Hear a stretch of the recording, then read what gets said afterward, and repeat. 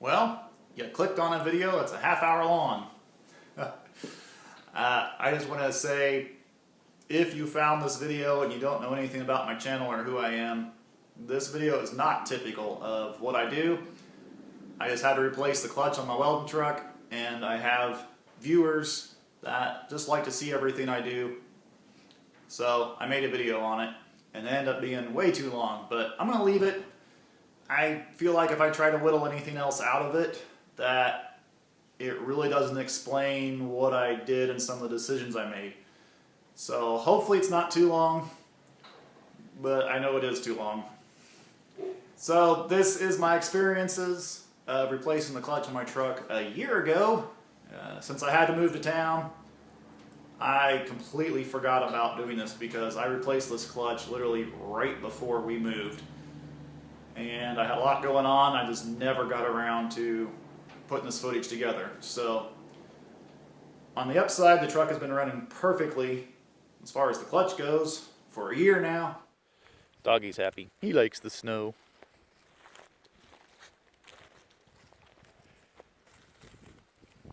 I don't think it's quite enough to roll in yet, Doggy. Well, I don't know if breakdowns ever really occur at a good time, but this breakdown was not actually a bad time. I was here on the farm.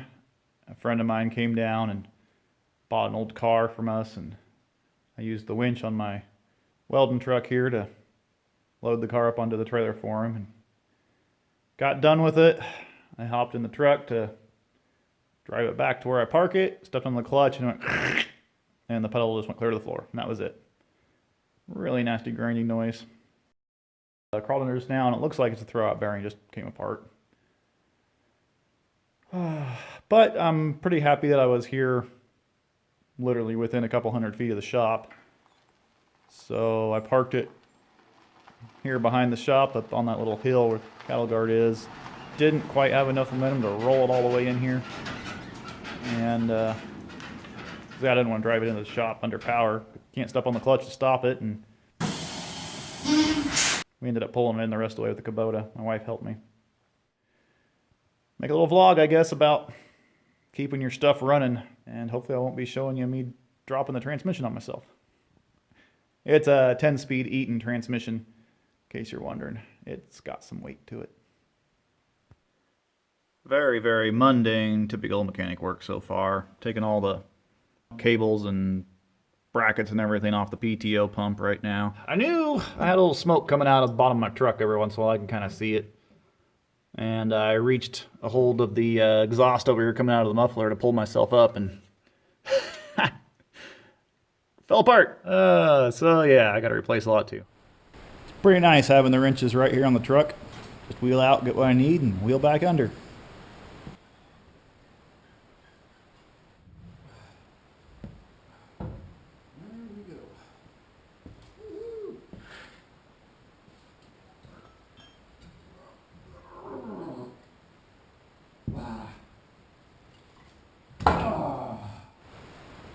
Fingers out of the way. Nope. Ha ha ha. Yeah, buddy. Oh. Oh yeah. Balls just spinning around it. Yep, there they go. There's your problem. That one's had a hard knock life.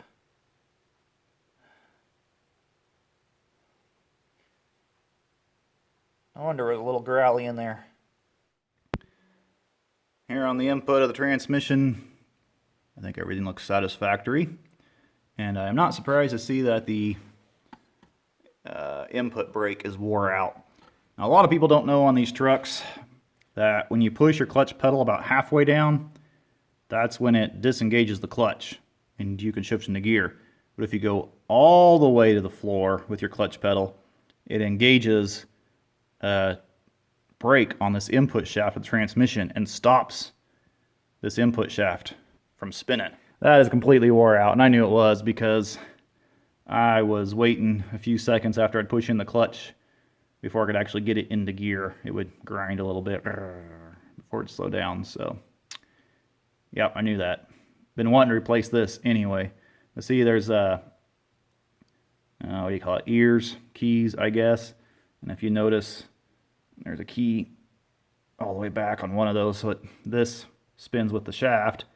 And when you push the throwout bearing down, the throwout bearing actually comes backwards to disengage the clutch. I guess how you order it to, so you can shift. The throwout bearing comes back. When the throwout bearing is forward, the clutch is engaged. So this is different than like on a car. And anyway, it sandwiches this disc between the back of the throwout bearing and that surface right there, and it stops the input shaft of your transmission. So, point being, don't push it all the way to the floor if the truck is rolling. You gotta wait until you stop before you can go all the way to the floor with it. And the clutch is a lot worse than I thought. I'm actually getting really close to these rivets here. I did adjust this clutch this summer, and I took it up quite a bit.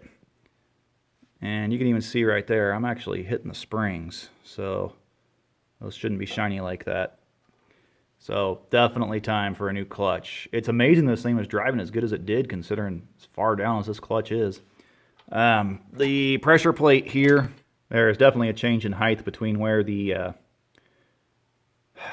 clutch pads run and where they don't. Definitely a ramp up there. So a little bit of wear there on the pressure plate. Your intermediate plate here actually feels really, really good. That thing is just nice. I would reuse that in a heartbeat. And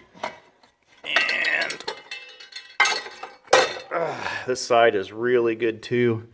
And this clutch disc looks a lot better. It's a lot deeper on here. So the other clutch disc was the one that's taken all the abuse. Well, there's the new clutch.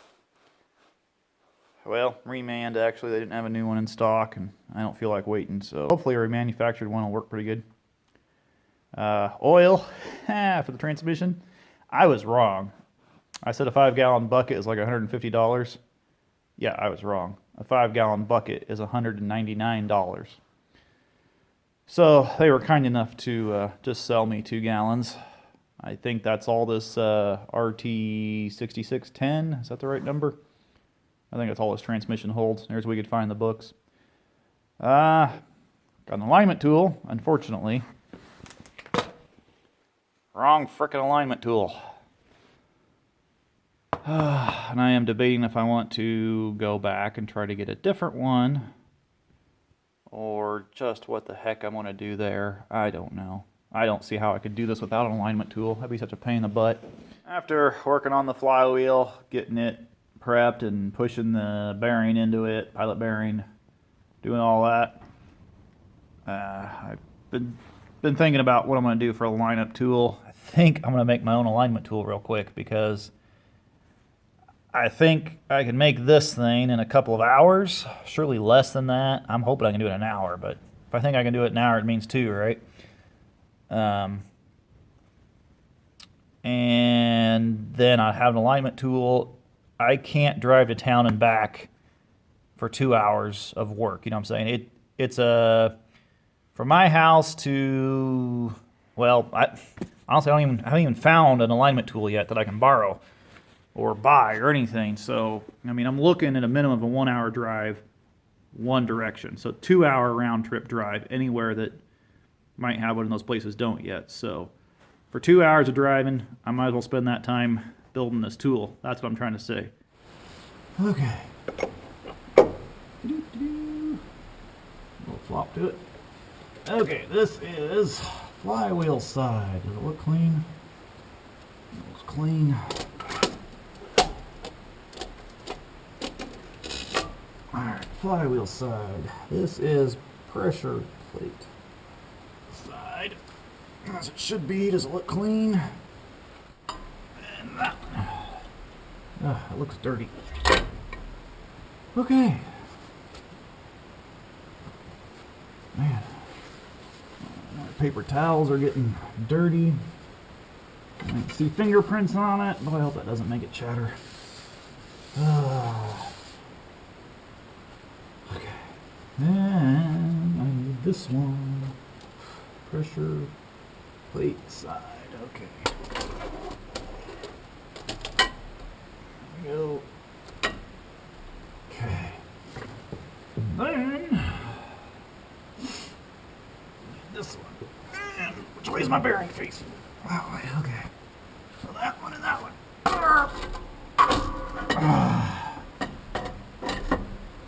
That one and that one. Okay. It's back up there again. Alright. Can I get that bolt in? Nope, that's one of the straps. That one. Yeah, there we go. Ugh. It's all in there. It's torqued to spec. I'm trying to show you down the hole, but I swear both of those clutch plates, splines, look like they are in line and look like they're centered. Well, where did you go?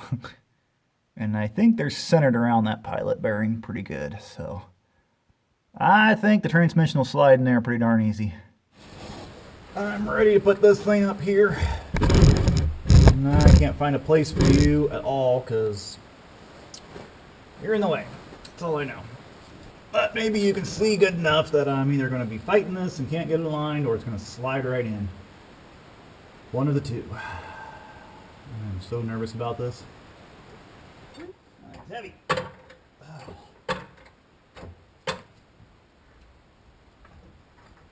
Oh.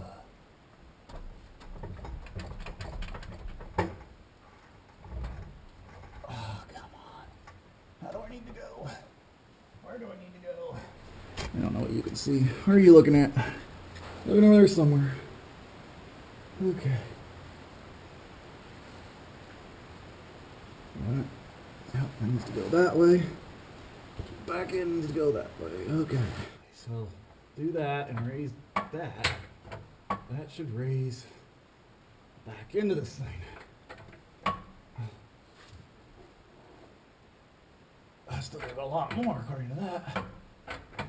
There.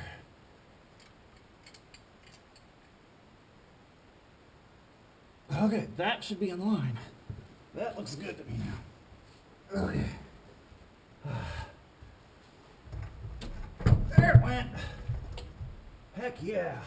I soaked this PTO box in gas to remove a lot of the grime and grit that built up on the outside of this thing, and the inside was looking pretty black. So all the shavings from the transmission and other junk and whatever falls into the PTO box first. You know, that's where it all builds up. So I really wanted to get this clean. Unfortunately, they just used silicone carney to seal this, and it is not gas resistant. So it swelled up and squeezed out. I have no idea if I need to tear this whole dang thing down or not. I could see, like over here, see it's squeezing out all on its own over there. I'm trying to figure out how much of this I got to take apart and check the seals and do all that. I didn't want to do that much of this dang PTO box, especially considering I hope to eliminate this PTO box anyway. This is what drives the hydraulic pump for the crane, just in case I didn't say that earlier in the video. Guess I'll spend some time going through this dang thing now. I'm in the process of trying to figure out how I'm going to figure out the backlash on this thing. Normally when you stick these gearboxes on there, you can just put a dial indicator back here and put it on the gear and measure the backlash here. It's supposed to be like 6 to 12 thousandths or something like that. But since this is like a 2-speed with reverse gearbox, which I don't understand why they have this one on here for a hydraulic pump, but anyway, I can't get an indicator on there because that gear is clear over there, which is way down in there, and I can't get an indicator in that. Not even that one. It's that one back there. So I don't know. I guess I could measure this one and go with the cumulative errors. I don't know. But anyway, I'm going to put it on there and see what the slop is in this thing.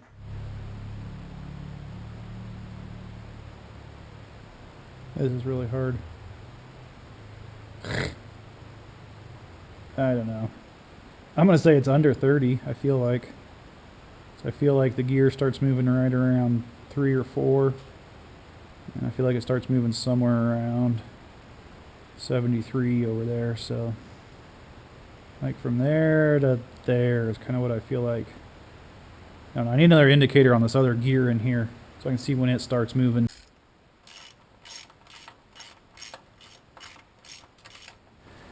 Okay, now I figure out how to mount this indicator. I'll just hold it right here, right?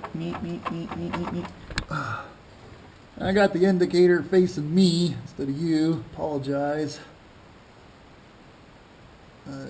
You're going to take my word for it. Okay.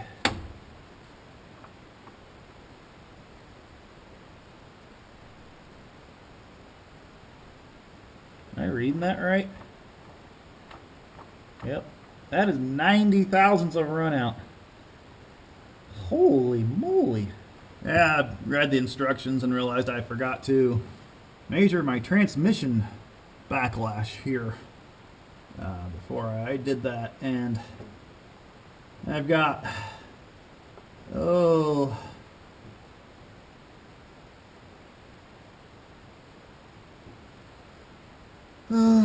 can't decide. It's almost 40 thousandths. Yeah, that's really close to 40 thousandths right there. So I'm not sure I got my indicator at the correct angle either. I think I'm a little too much this way, but maybe it's still measuring all right. So if that's 40, and what did I say the other one was? Around 30? That's 70. So I still have 20 thousandths of backlash, which is outside of the parameter. It's supposed to be no more than 12. Unfortunately, I don't have a thinner shim. So I think we're going to go with it. Well, crap. I didn't get that gasket on right or something. I don't know what I did there. It's coming out that cover plate like you wouldn't believe. Son of a diddly. Here's my $200 oil dripping all over the ground. Well, I guess it wasn't 200. 200 for 5 gallons, and I bought 2 gallons, so. Well, children, I got sick. I got strep really bad. I have been down for over a week because of that. It was miserable. Had a bad fever. I feel like I got a sinus infection on top of it too or something. I don't know what's going on. So anyway, had to get on antibiotics for that. I just didn't have the energy to work out here on this. And that's kind of ironic because I made the alignment tool for the clutch so I get that transmission in immediately because I wanted to get this thing right back on the road, right? Well, I did get the transmission in immediately, but I haven't done any work to it since. However, the PTO gearbox is dripping oil out everywhere. Managed to catch most of it. I think I lost about a pint. Also, I did the edit for the alignment tool and got that video uploaded, and someone pointed out that my clutch discs were not aligned correctly. Truck is still sitting in here. I don't have the drive shaft on or the pump put back on. So it won't take long to slide that transmission back. Make sure those clutch discs are oriented correctly because the buttons, the pads on the discs need to be in line. So I'm going to go ahead and do that real quick since I'm here. And then we'll get back onto this project. So, yeah, I totally could have ordered a tool if I'd known I was going to get sick. That's how life goes, isn't it? Anyway, I've really got to get this truck back on the road, so we've got to book on this thing because I'm actually losing jobs right now. I've had several phone calls. People want me to come out and do something. So, let's get after it.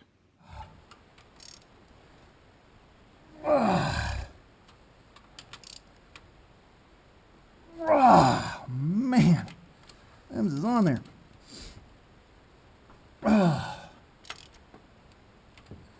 Okay. Is it loose now? Oh yeah, there we go. No problemos there. Oh, I forgot to unplug the wire for the reverse and neutral safety crap. It unplugs. Alright, no problem. Okay. That poor throwout bearing. Huh.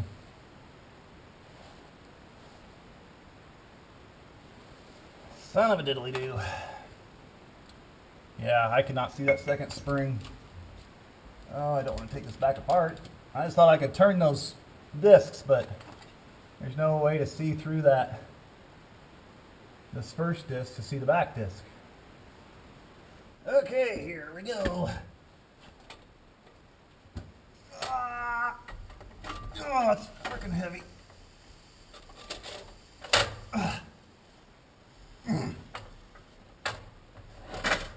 Oh, yes. Okay. Now, clutch disc. On there. My hands are greasy and I just touched that flywheel. Is that in all the way? Put that back a little further. Yep, okay. There, clutch disc. Yellow spring straight down. Can you see that? Yellow spring right there. Okay. I need my studs, don't I? Gotta go find my studs. Don't touch the dang pressure plate. Let's see, I don't know if I have those on the right one, do I? 'Cause I need it to be on that. No, I'm not quite on the right place. So many holes to choose from in here. Okay, that spring is level. Level. That spring doesn't look level to me.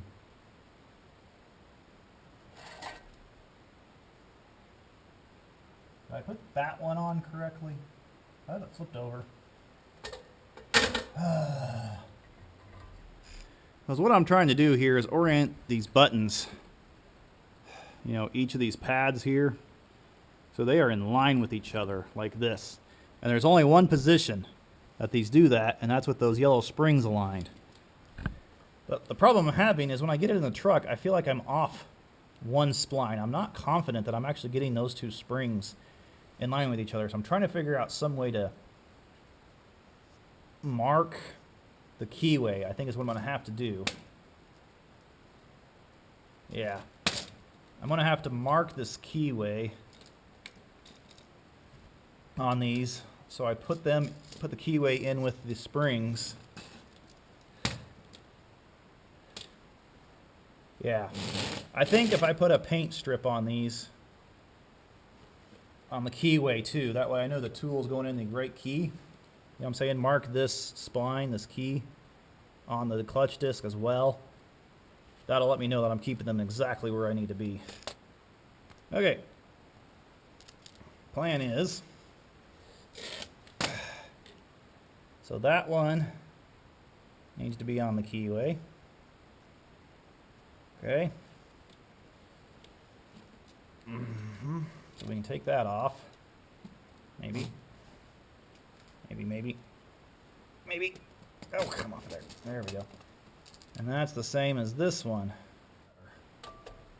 Oops. Not lined up for some. There we go. Okay. Yellow spring up. So that I know I'm on the same spline. Okay. See, it's supposed to be there. And it's not doing it. They're off that much. Do I flip it over? Yeah, if I flip it over, then they line up. Oh, this is ridiculous.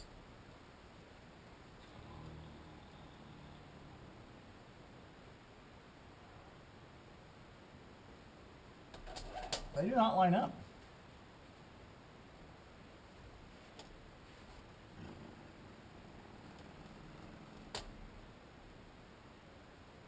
Yeah, they do not line up.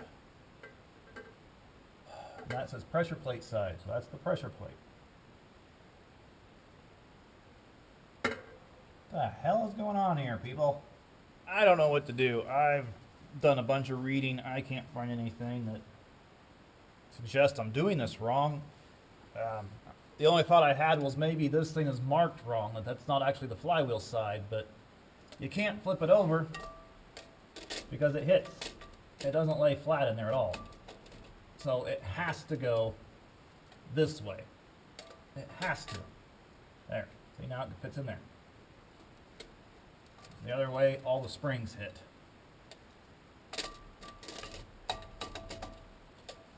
So,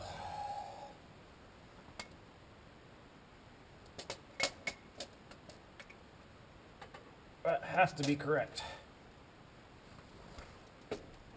That one has to be on there correctly. And this one clearly has to be on this way because this hub is much thicker on this side. That has to point back. You can't put it the other way. So these two have to go on in this way. There's no way around it.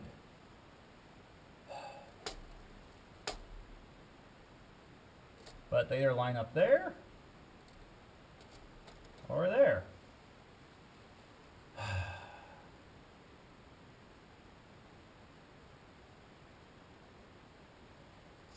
So I guess I have to live with it. The problem I had here is I used the old gaskets for the PTO cover, and they did not hold at all. So I have a new, well, it's not a new cover, but it's one I had laying here in the shop. I took it to the belt sander and hit off the high spots where the bolts had compressed it, and tore this all back apart, tore the adapter back apart, and I have all new gaskets. That was super cheap. I wish I would have remembered to grab those the first time through. It would have saved me a huge hassle. So I'm planning on putting on these gaskets. I think I got the right thickness according to my math. So, yeah, I don't know. Start slapping this all together. Okay, if I remember my math on this PTO box,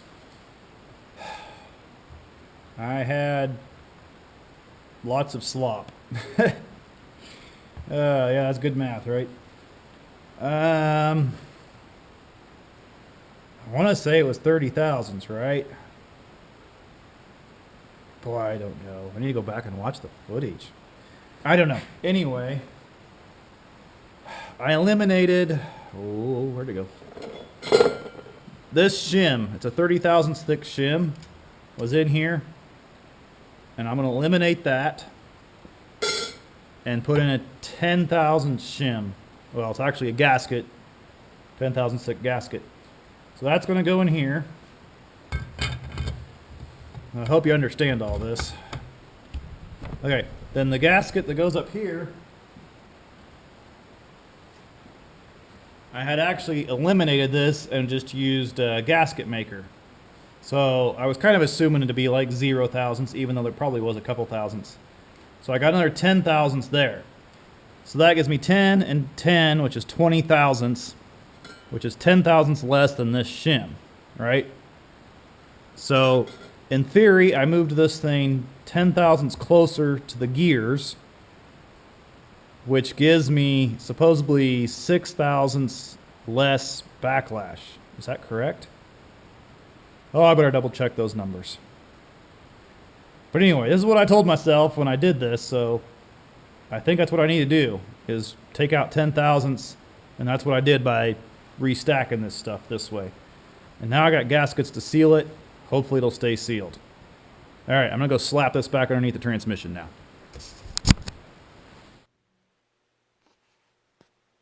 PTO box is on there. The transmission is full of oil. I don't see any drips. The only drip I see is the one at the top of the screen there where a little bit flowed out of the drain plug, but otherwise I cannot see a drip anywhere. I am so freaking excited right now. I cannot tell you.